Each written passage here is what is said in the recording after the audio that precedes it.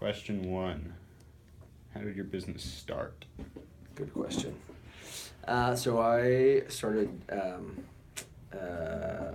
real estate school right after I graduated from the University of Utah. But I had purchased a house that I was fixing up while I was in college. So the business started basically just from me kind of being obsessed with homes, with like real estate, and with that was real estate and design, like just fixing places up and making them cooler. And so the business started with me starting to sell houses, but realizing that in my opinion, the industry just needed, like, it just sucked. The industry was really stupid. Like there was a reason why I feel like there was kind of a bad rap for realtors, that they were like shady and like outdated and you know, like unethical, like, you know, in many ways, like used car salesmen. Yeah. And so that, coupled with the fact that, you know, I was young enough to be entering the industry at a time when the internet was a thing, and marketing for me, like at the firms that I worked at when I first started, it was really embarrassing. And so for me, I just felt like if I was going to be in the industry in any capacity, I was going to have to reinvent the way that it was done for my clients, because it wasn't good enough. Like, it wasn't cool enough, it wasn't interesting enough, it wasn't professional enough for my clients. And so I just started redoing everything, like building my own website. I started doing all my own marketing, even though the firms that I worked at provided all of that. It was just cheesy and stupid. And so, rather than put in all the effort with them, why not just do your own thing? Yeah. And so the way that real estate works is that you can have, you know, you can work as an individual agent, you know, for your brokerage. All licensed real estate agents have to be associated with a brokerage. But you're kind of like a freelance? No, like you have to, yeah, you're like an independent contractor, but you still are under that have umbrella. To be under the umbrella of a brokerage. So I first started at a firm called Signature Group Real Estate, and then I switched to Keller Williams. And at Keller Williams, you can still work as an individual agent for that brokerage, but if you get, you know, busy enough or have enough clients or have the like desire to kind of build a team under that umbrella, then you can. And so it's basically like I started my own small business still under the umbrella of Keller Williams while I was prepping myself to start your own my own firm. And there was, you know, an interim of many years where I started doing things, or continuing to do the marketing and continuing to brand myself, and I continued to do certain things, add certain services. I added, you know, design services for my clients and like staging homes and all of those things. I started a blog, and all of those things ended up morphing when the time was right into City Home Collective. Like I had a blog that was called, you can still look it up online, it's funny, like 10 years ago. It was called City Homes Life, and it was just me, like with my little Leica, taking photos and writing stories about like different houses, just like what was going on in Salt Lake. Because I kind of wanted to promote, you know, I had an inside view of what was going on in Salt Lake because I had these really cool clients, in my opinion, because because of my own, I don't know why I'm holding this little like kill them with kindness patch. Kill them with kindness, dudes. My friend Michelle, actually, that works here, gave me that for Christmas. I've yet to sew it onto a jacket. So it's a safety patch. It's totally exactly. Step off, motherfuckers.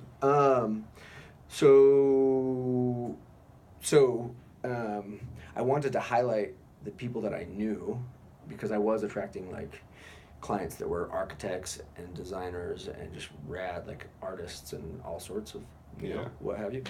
And so when people would would consider moving to Salt Lake, I felt like I was a broken record, like constantly telling people how great the city was and that there was really, you know, great entrepreneurs, amazing restaurants, bars opening up, like all this stuff happening. Outdoors, everything. Totally. But it was like, there wasn't a place for me to kind of prove it. It was just me like talking to them, but I had ulterior motives because they were like, of course you want me to live in Salt Lake. Like, you're going to sell me a house and make money like from you'll it. talk out of your ass if you can get me in here. Totally. And so for me, I was like, well, that's not the case. I actually want to build a city that I want to live in because I want Salt Lake to be dope too. You know, I've traveled the world and I was like, Salt Lake needs to be better. So, so that's why I created the blog, so that I could just like send people to it and be like, look at all these places that I featured. Real photos. Yeah. This is what it is. So it was City Homes Life, and that was just like a component of, like, I didn't really have a website for myself as a real estate agent. I just started City Homes Life, my blog. And then when the time was right, I actually launched the brokerage, rebranded City Homes Life as City Home Collective, redid the website, and, you know, at the time I had like 3 or 4 people that worked with me under the umbrella still of the Cody Derrick real estate team. I still have the same Cody Derrick S Corp, my corporation from 15 years ago. I started it like when I was 23. I'm 38 now. So we just kind of transitioned from being the Cody Derrick real estate team at Keller Williams to being City Home Collective.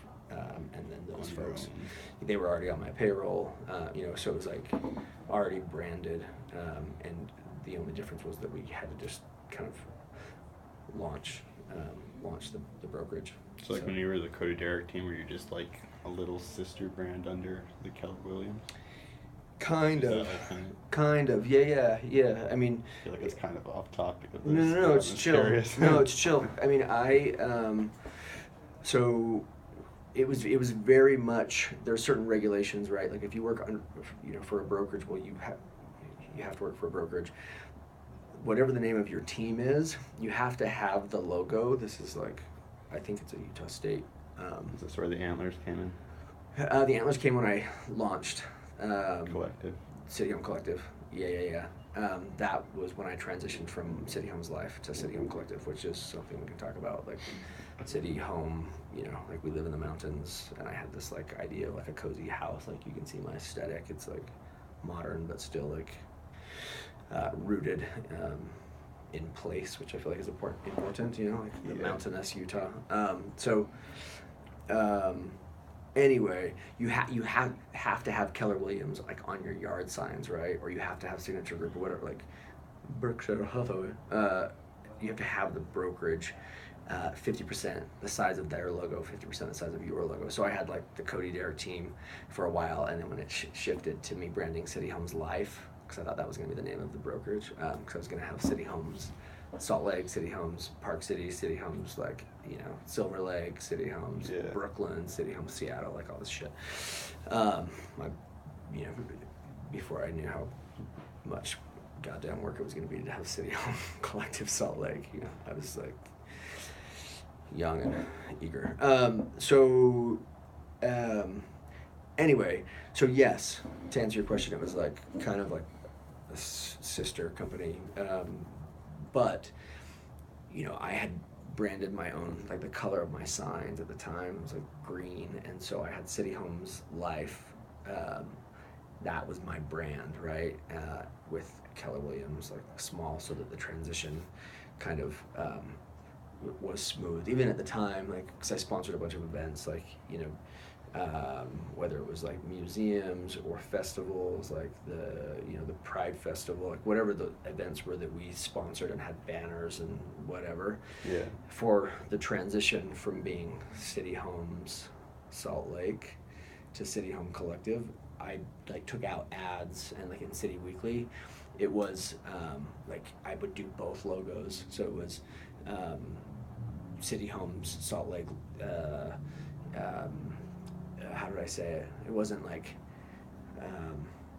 sponsored by, but it was kind of like of that vein, that it was like, you know, City Home Collective, the City Home Collective website, sponsored by City Home Salt Lake, so that people knew that like I was the same thing, that our firm was the same thing, like that was our website, or that was the new brokerage, you know, launched by City Home Salt Lake. So, and then eventually we of course just dropped that and kept with the branding. So anyway, I mean, that's how it started.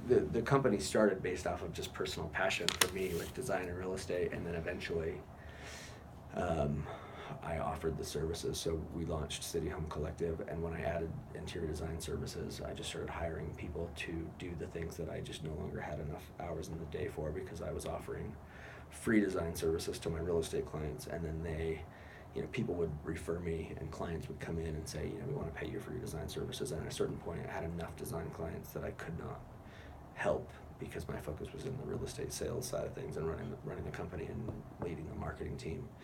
Yeah. And so I hired designers, and then eventually, when I didn't have enough time to help all of my real estate clients, I hired other agents, and so it went from 2 or 3 or 4 or 5 employees to now we've got, there's 30 of us, still a small firm, but there's about 15 real estate agents, and then 10 people that work on the interior design side, and then there's about 5 people who are like our editor, writer, office manager, admin. Yep. So,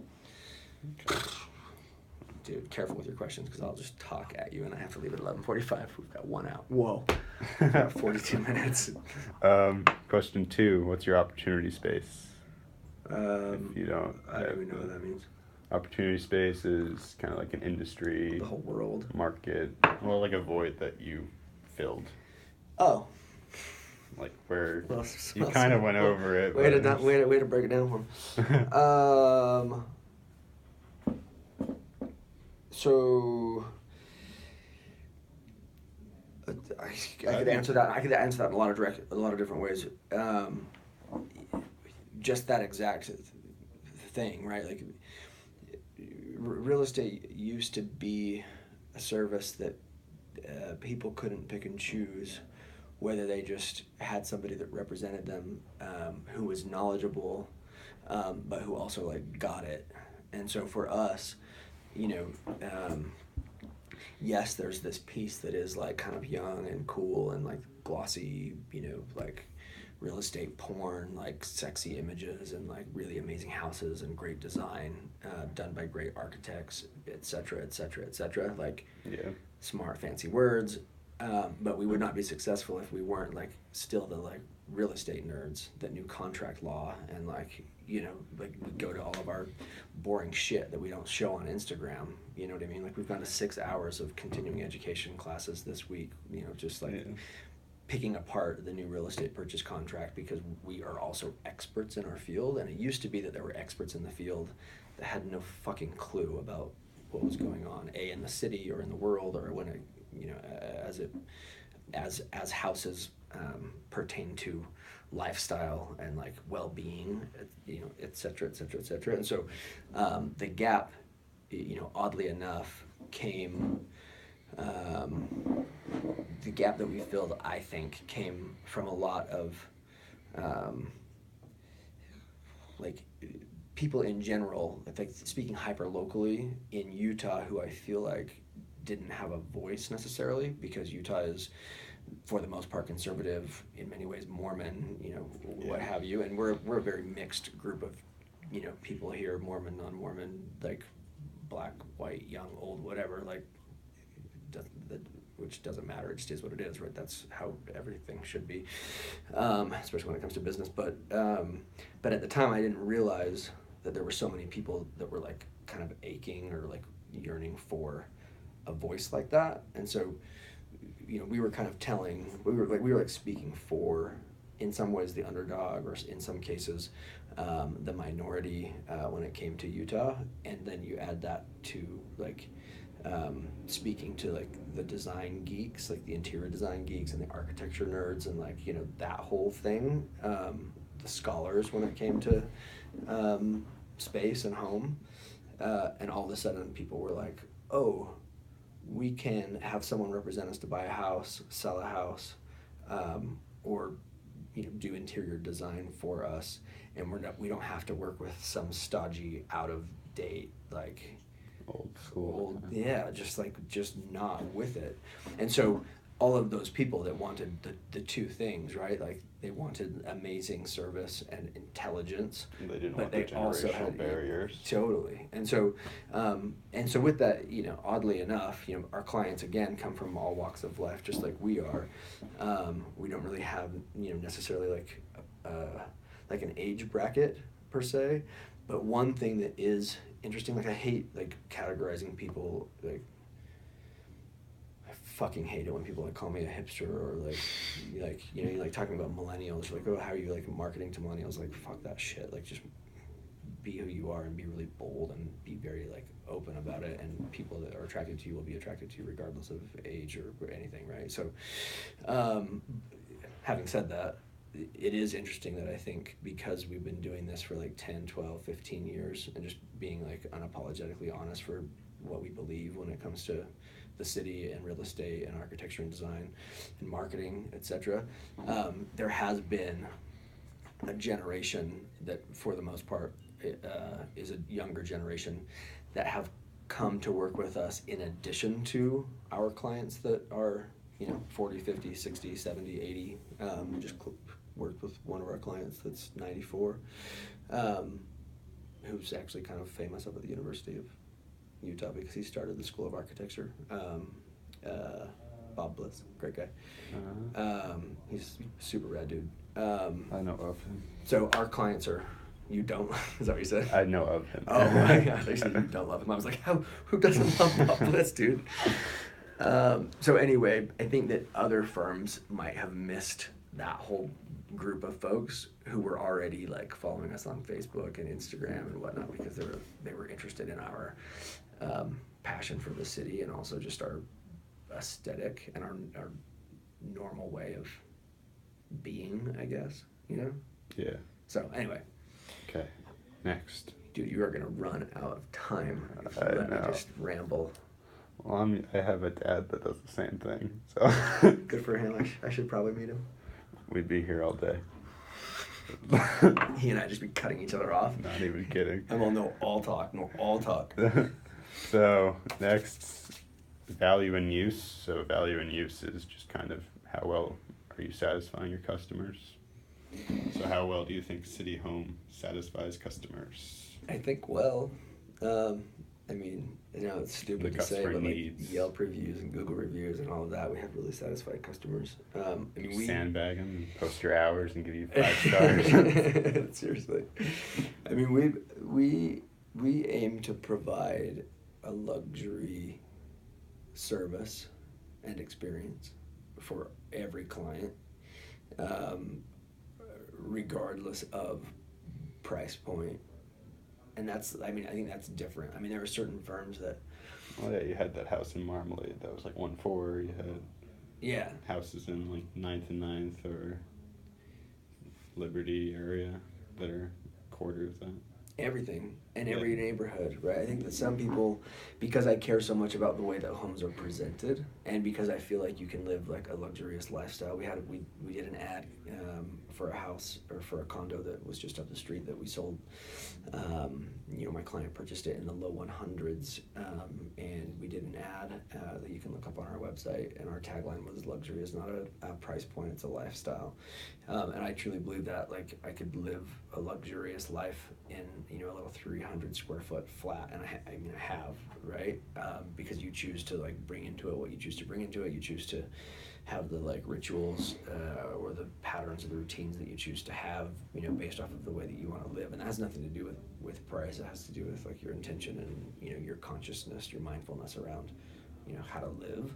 And so for me, I think that we have satisfied clients because I could give two shits if people want to live in Utah County or Summit County or Salt Lake County or wherever, Bountiful, Twilla, Moab. Like it doesn't really matter. For me, what matters more is like, are we helping people? Yeah, are we helping people like live a better life, and are we attracting clients that care about that shit? Because if they don't, sometimes it's just like an investor that wants like a good deal, which is fantastic, right? Well, if that's their goal, then we'll help them find a good deal. But you're not going to use all your resources on them if they're not depends. really interested. If we need to, right? But it depends on it. That's the thing. Like, satisfied customer has a luxury experience, and if for an investor that just their luxury experience is that they're crazy busy and they just want to know the bottom line, and what we provide is a very thorough analysis of the property so that they understand if it's a good investment or not, and we get that to them in the way that they want to be communicated with, which is like immediately and via email, not via phone call, whatever.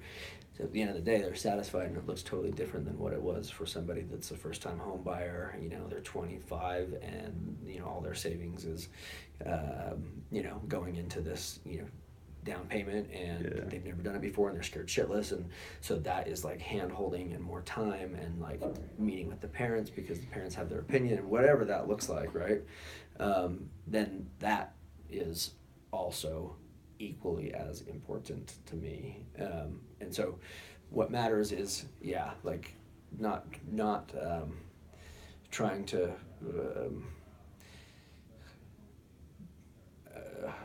I guess smother a person with my own like beliefs around how to live or neighborhood to live in, but asking questions about what somebody wants in life. And that's a big difference, right? Like for us, it's I don't give two shits, right, about like how many bedrooms, how many bathrooms, what's your square footage. Like it's fine, like I need to know that ish kind of at some point, but what I care about more is like what do the next few years look like for you in life, and how do you want to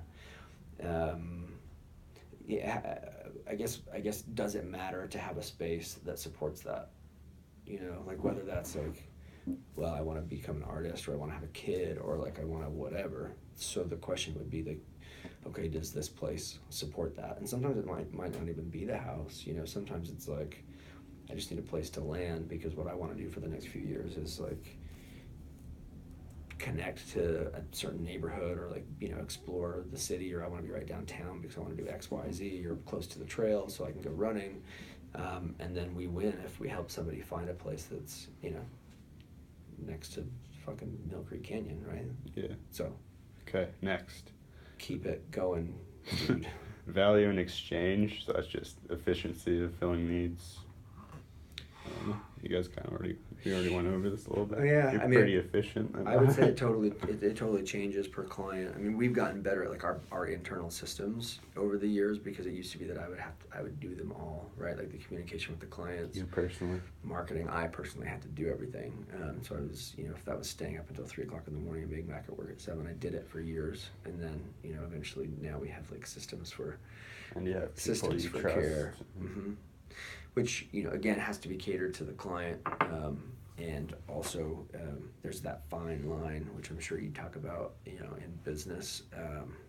There's a really fine line between having systems in place that keep things efficient and losing the personal, like, care and, like, real life, handshake, phone call, personal relationship with a person, with people. And so for us, that's a constant conversation of how to streamline everything, but and still like stay human keep room for actual connection, which is why we have this space that we have here at City Home Collective. Like I designed this office to be able to host events with clients, so that as much as we do online on the website, with social media, most of that is still inviting or directing, funneling people into our office to be able to actually have like cocktail hour. Totally, like, and that comes back to education. We have architects that come and speak to our clients. We host events for Salt Lake Modern, for the University of Utah, for the School of Architecture and Planning. So I'm on the Dean's Council up there still. So like events like that, young, the Women in Architecture, Young Architects Forum, like Utah Preservation Society, which is now Preservation Utah, Utah Heritage Foundation, which is now Preservation Utah. Anyway, so we like bring people in constantly, so that it's still like faces, hosting like big community block parties every summer. You know what I mean? So as far as like the efficiency goes, like it kind of freaks me out a little bit to be too efficient. Everybody out there wants to be efficient, and I always want to be like, you just contradict them. Stop being so efficient. Don't email them, don't text them, call them, so anyway. So next, value and distribution. So that's kind of how accessible you are, like through social media, you guys have obviously gotten your name out there because you have your signs plastered in every neighborhood and borough and yeah. That's an interesting one, because the honest truth with that one is it's something that we're working through still. I feel like it's always a work in progress. It's a work in progress, because for us, this goes back to because we because we do all really like good design and like beautiful interiors, you know, we tend to have people that work in this office that are also like super stoked on like whether it's like fashion or like the arts, whatever. Like I guess, and you know, for me, I'm obsessed with marketing and photography, and I've said it a million times, but just like good architecture, regardless of style. You know, not just into modernism, but you know what I mean. Like the building that I live in at the Maryland was built in 1912. Like I love like historic architecture. Anyway, so we have a forward-thinking aesthetic, and so because of that, and because we're so present online, and because we've gotten ourselves out there with like sleek signs and you know cool blogs and whatnot, there is a bit of a barrier of approachability where we have gotten feedback from people like almost that you're too stylish, too or cool, too, like not even it's too intimidating. cool. It's intimidating. Like we've had that feedback where people like get a little bit nervous to come into the office, and I don't like. I mean, I'm one. You know, I took off my jacket to be casual with you, but I mean, I feel like it's worth, you know, for me as a business person to dress up or dress appropriately. I don't Got the hobo chic going good job, on right dude. now. Yeah, killing it. So I mean, so I get that. Like I'm the kind of person that dresses up for a plane ride. Still, like I'm that guy. Like I don't wear sweatpants if I'm flying Old to London. school. Like I like to like dress nice because for me, I very well might see a client. I mean, and that's not just it. Like I don't know. Like I feel like I like to carry myself in a certain way. So, because of that, like I don't, it doesn't bother me that there are certain clients that are like, oh my God, I can't come into your office today because I haven't like, you know, I haven't done my hair, I'm not dressed up. I'm like, fuck off. Like we can give two shits around here. So there's that thing, right, where we have to be careful to make sure that people know that even though we You like put yourself on this high pedestal. Yeah, I mean, Les wrote, our editor, her name is Amy, actually, I just call her Les because she's a lesbian, which is another long story. She's one of my best friends. We've been friends for like 12 we've been friends for 12 years, and I put her in my phone as Amy the lesbian. So I didn't want to forget that was who the Amy was that I was writing down, because I had a bunch of Amy clients in my phone. But I had an old flip. I had a flip phone at the time, you know, like back in the day before we had iPhones. I had a flip phone that would only show so many, like the copy got cut off, so it would just say Amy the Les for years, and so I dropped the Amy. Eventually she was just the Les, and now she's just Les.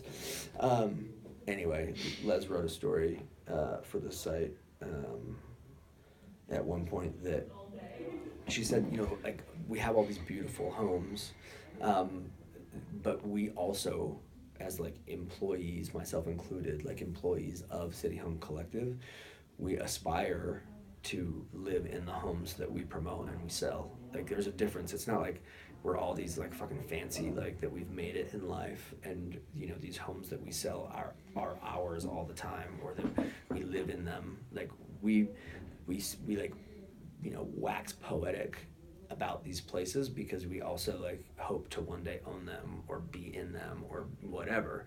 Yeah. There's a difference between us being like, oh, this is our shit, and us being like, this is the shit we appreciate. You know, aspire to. Totally. And so I would hope that we continue to be able to let people know that like the lifestyle that we promote is one of envy in many ways. Goals. Yeah, and not necessarily one of like having accomplished, you know what I mean? And so when it comes to like approachability or accessibility, like I think we're continuing to have more and more people know who we are, and my hope and my goal through like our marketing campaigns and through our outreach and through our conversations with people is that more and more people continue to know that like what's on the other side of the door, like what's on the inside of this office or the inside of the marketing campaigns, it's like a bunch of like real people that are just More working humanistic than asses off. Yeah, like because we actually do give two shits, you know, like so. Anyway. Likely story. That's that. Okay, next would be value in finance. So financial performance. I don't think we have to get into too many details. Like what are the metrics that you might be interested in? I think they're just curious in regards to like maybe rise or if there was any hiccups or. Yeah. I mean, yeah, basically steady rise from the beginning. Obviously, you didn't start out up here. No, dude. I mean, and still, there's so much to do. Like for me, so I think that we, there's a couple of different ways to look at. I mean, there's a few different ways, right, for a company to look at, or especially a real estate brokerage, right, to look at their numbers. Units sold is interesting, just because it's like how many homes did we close on, but because real estate is a commission-based business, sold volume matters more in some ways because it's also important to have many units. Because if you have many units, you have more clients, right? So more clients to refer you and to come back, and they're repeat business. And so I still sell houses personally. I'm moving away from selling houses. I mean, I sell certain properties, but for the most part, I'm letting the rest of my agents sell the properties because I'm moving more into the direction of CEO, which I have a lot of hats, like run the marketing team and also kind of oversee the interior design division and also the brokerage as a whole, and then my own real estate clients. But we closed like 300 units last year. My personal sales volume last year was like 15 million in sales volume, like in actual 18 million just gross volume in actual gross property value volume, yeah. or sold price, right, volume.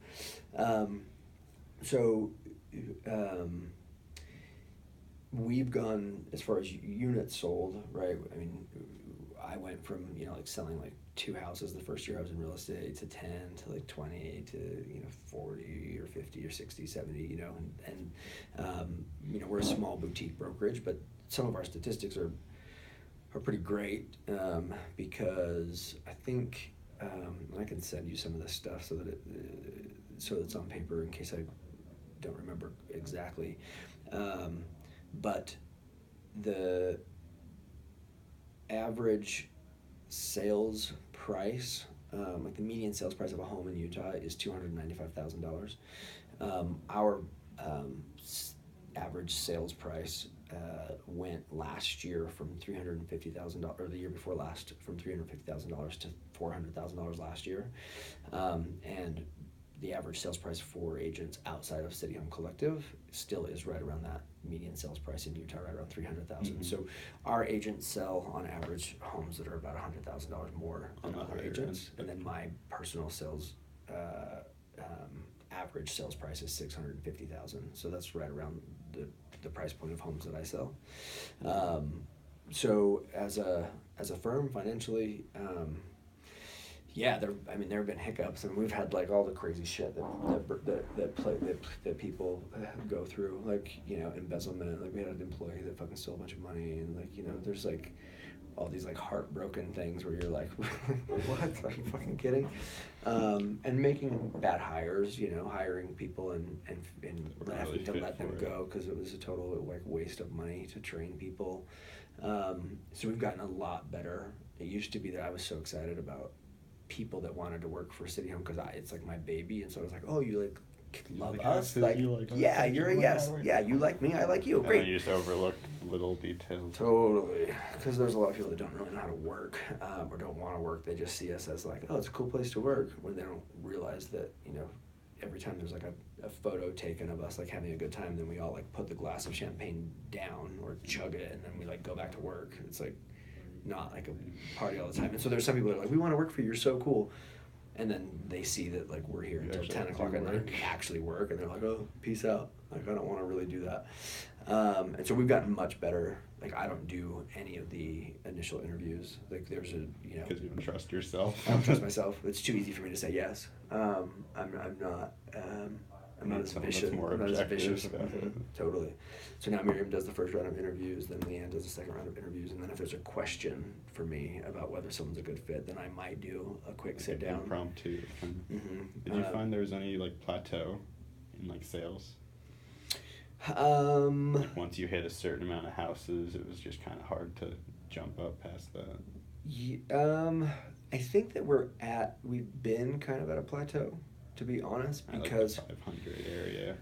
Well, it's not even that. I think that it's less about the units sold, because we could probably double or triple the units sold now. It was more of the bottleneck of getting all of the right hires, on the back end, right? So, we've got our listing coordinator, we've got our office manager, we've got a number of people now that somebody's looking out after our finances, someone's in charge of training. Like, we've got these people where for a while it was like we were growing and we were so busy that like people wanted to work for us, but I didn't really know I didn't have the time to train them or set up like a curriculum for what it's like to sell houses like in the Cody, Derrick way or the City Home Collective way. And so it's finally been that like we were holding off on hiring too many agents or too many people because I didn't want the quality to go down or the experience. Consistencies and how totally. people were selling. And yeah, so for like the last year and a half for the last 10 years, but really, intensely for the last year or two. Sorry about my dog. She kind of stinks. So I kind of stepped back and we invested, speaking of our finances, like instead of like, having profit, I kept, reinvesting for the last 2 years into the firm. into employees. We relaunched the website. I mean, our new website, it's $150,000, right? Like, it just like, as soon as you think, oh, this is going to be the year where I paid for everything, I have all the employees in place, like this is the year that after all this time, I'm going to make money this year after all this hard work. And then I'm like, shit, we need what? Which is just, that's the case. I mean, and that happened again so the interior design division was in the red every year, right? Like it was kind of a value add for our clients. It was great for marketing. We offered these really, amazing services to help clients once they sold once they purchased their homes, to make them beautiful, and vice versa, like to get them ready to be able to sell. So it kind of supported the brokerage, but it wasn't necessarily a division that was making money. It wasn't like a standalone we could firm. Like I could sell the design division, or the design division, if there wasn't a real estate division, could survive by itself. And there was one year that the real estate broker, like the last year before we made some major shifts a few years ago, the real estate brokerage, like there was almost $200,000 of that would have been profit from City Home Collective, the brokerage, which was like all of our profit, that supplemented the design division, like was basically the investor for the design division, and the design division was still in, so it was like $200,000 in the red basically. And so we made some major changes in how we did our billing, how I paid the senior designers. There were some major shifts. I have a gal, Lauren, who started here as an intern, who's kind of like worked her way up in her career here, and is now the director of design. And so she's in charge of making sure that the design division is profitable. And this last year was the first year that the design division wasn't in the red. And so it's like things like that where, like we made some major investments for a couple of years over there, and now we're finally starting to see that it pays off. And so, year over year, quarter over quarter, month over month, I look at things as like, do I actually profit right now, or do I look, to the future and reinvest? And up till now, I'm still just continuing to reinvest for the most part. It's all your baby. Totally. Seriously. Okay, so value in finance. So that's the ability to grow, adapt, evolve. So I guess how do you think City Home has done that? Well, I mean, right in our manifesto, maybe you should look up our manifesto if you haven't read it on our website. I have, I just have to. But no. I'm referencing it in there's a line that says, we reserve the right to change everything, because we feel like we're leaders in the city and that we have great ideas and that we're innovative as a business. And as like change makers, but we also know that we have to be able to pivot quick. So yeah, we've definitely done that. I mean, we're in an interesting we're at an interesting time in real estate in general, right? I mean, like, think about Uber and all of the things, like services that people are able to pay for online, right? It's like DoorDash, you know what I mean? It's like I can like buy my food on my phone for lunch and it's like dropped off on my doorstep, and so there's a lot of competing firms or technology that are offering people to be able to like click and buy a property, and it goes back to us saying like, who are we as a company, what can we do to be innovative as far as technology goes and everything else, and at the same time, like, how much do we like fall into what is potentially a direction that offers less service. You know what I mean? Like, people talk about like WebMD, right? For a long time, everybody, like, doctors were freaked out about WebMD. Yeah, Like, it was gonna put them out of business. Suddenly you have a hysterectomy that you need to get. Well, but it was the opposite. Yeah, exactly. And it was like people like, doctors' visits increased because people would look online and be like, oh my God, I'm diagnosed with it. Do I really have it? Like, I have the symptoms, right? So they'll go to the doctor and like, so it ended up actually helping the industry that doctors were afraid was going to really harm them. And I see that already.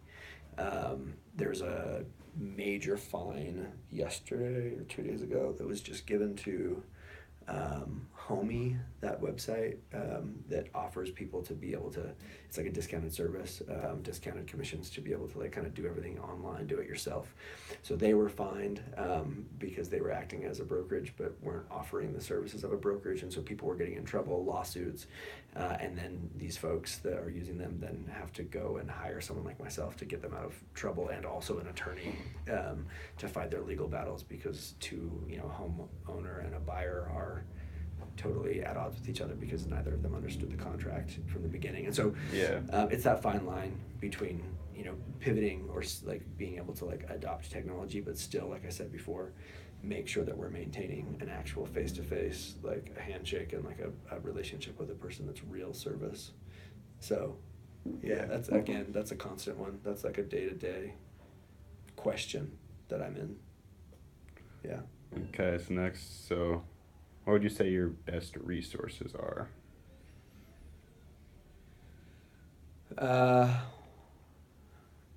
Well, I mean, the first thing that comes to mind is my crew. I mean, the people that work at City Home Collective are fucking awesome. And next to that are going to be like very are my clients. Quick about these ones. Okay, So all right, jump at it. Keep going. Yeah, my best resources. Yeah. Like colleagues and clients. And then, so how do you govern and like manage those resources to keep them efficient and, I guess, positive? I mean, as far as clients, it's everything. Like I said before, it's figuring out how to communicate with them, how to offer them services. So for me, it's every time I see an opportunity to promote a client. That's why I've built the website in many ways. It's not just to market our properties to help our clients homes sell.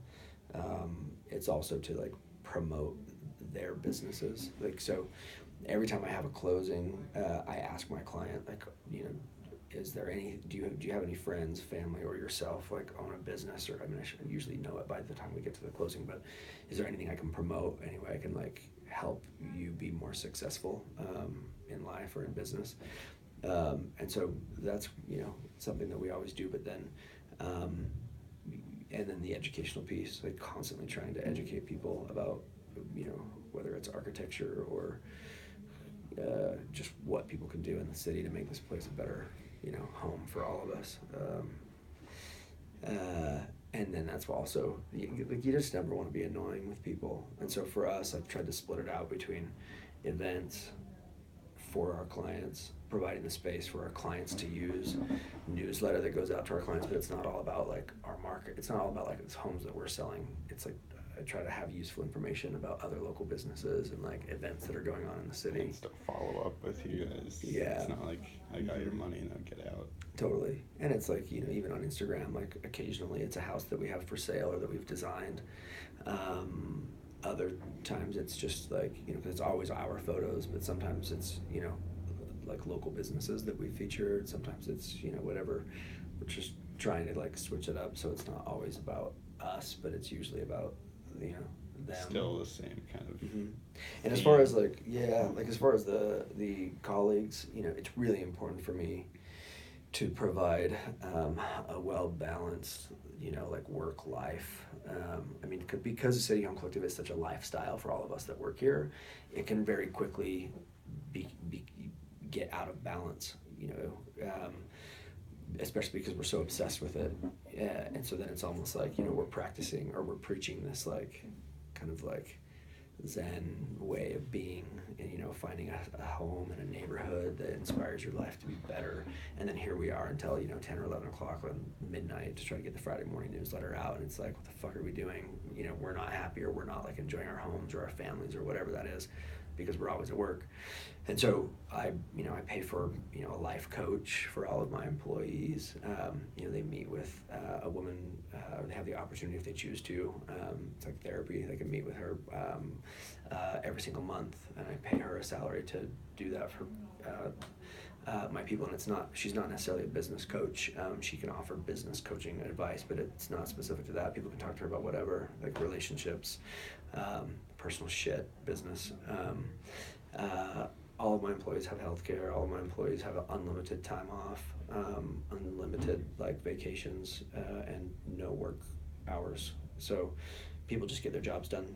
They come in when they want, they leave when they want, and nobody's like tracking like if they took like. Get it done. Yeah, it's not like, oh, you had like 5 days for Christmas. It's like people come and go as they please. And we made that switch quite a while ago, before it was like 2 weeks paid vacation or whatever the standard is, 10 days paid vacation, and like holidays, government holidays, whatever. Yeah. And now it's just everybody does what they will. So I try to have a fairly like, I don't know, happy environment. And I designed the space to try to be a place that is not like a normal office. Like people, there's a lounge downstairs where if it's too hectic up here and people need to like have sit down with a client, or even just to like have like a meditative moment, they can go downstairs and chill. It's like nice and relaxing. I bring somebody in that does like guided meditation with anybody that wants to participate downstairs. We offer like once a month on Fridays at the end of the day, I have someone comes in to do like scalp massages, and we do like tea service, like foot rubs and like the whole bit. Like I just, I guess imagine myself like, what would I want if I worked here? And then I try to offer those things, which is the same reason why I started City Home Collective, because I was like, as an agent, I was like, these places are not great to work for. Stark. So like, what would I want, as a client, and also, as an agent working for a different firm, like what would be on my checklist of all of the things that I would love to have, and I'm just trying to hold true to that, So okay, final question. Thank God. What time is it? I'm just kidding, dude. Oh look, we're doing great on time. It's 11:41, man. 4 minutes. Hell yeah. So what advice would you have for any aspiring entrepreneurs? Don't give two shits about what anybody else thinks. Honestly. I'm sure that this is like a cliche when it comes to being an entrepreneur. I feel like most of it's going to be cliche. People probably hear it all the time, but it's like, I cannot tell you how many people told me that every single step along the way that I was making the wrong decision.